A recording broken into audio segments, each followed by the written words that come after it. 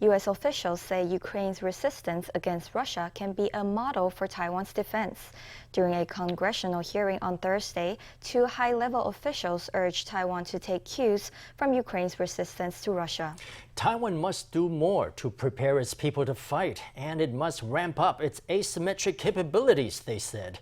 Earlier this week, the director of the CIA warned that China's ambitions toward Taiwan should not be underestimated.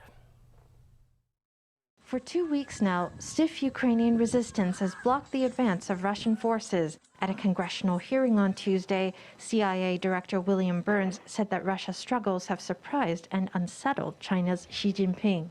The Chinese leadership, President Xi in particular, is unsettled by what he's seen, partly because his own intelligence doesn't appear to have told him what was going to happen. Burns said the situation in Ukraine had made Europe and the U.S. more united, but he warned that Xi's ambitions toward Taiwan should not be underestimated. At a different congressional hearing on Thursday, U.S. officials said that Taiwan should look to Ukraine as a model of asymmetric warfare and combat readiness.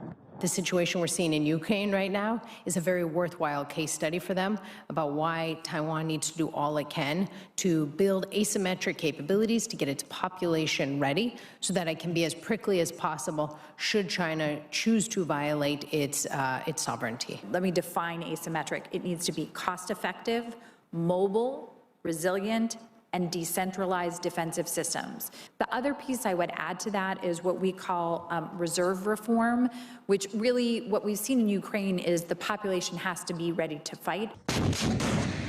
Taiwan lawmakers have noted Ukraine's use of Stinger and Javelin missiles against Russia. They say that Taiwan's reservists should be trained to use these missile systems. Defense Minister Chiu Kuo-cheng agrees. We don't need to wait for call-ups to provide this training. We can provide missile training to fresh recruits. We can incorporate this course into the program. As long as something is related to our defense and we have the equipment on hand, it must be included in our training. The military prioritizes combat readiness. We don't want a war, but we must be prepared for war.